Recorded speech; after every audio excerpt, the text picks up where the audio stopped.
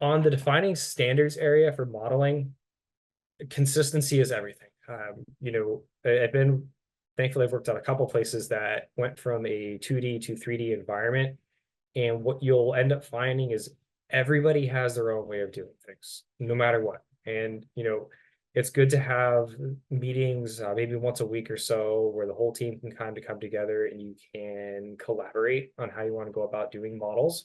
But some big areas that you want to start looking at would be usage of origins, making sure everybody has the same methodology of how to use origin planes. Uh, this helps out a lot when it comes to doing constraints, especially when building assemblies.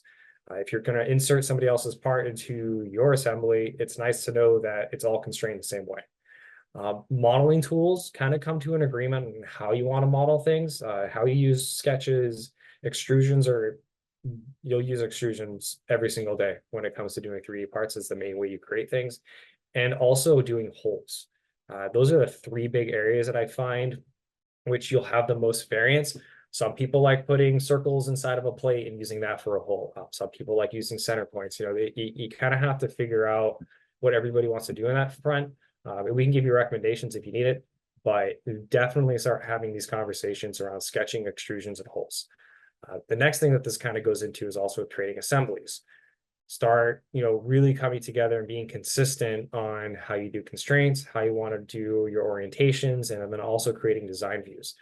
Each of these areas will make you more efficient in how you put together and create these assemblies.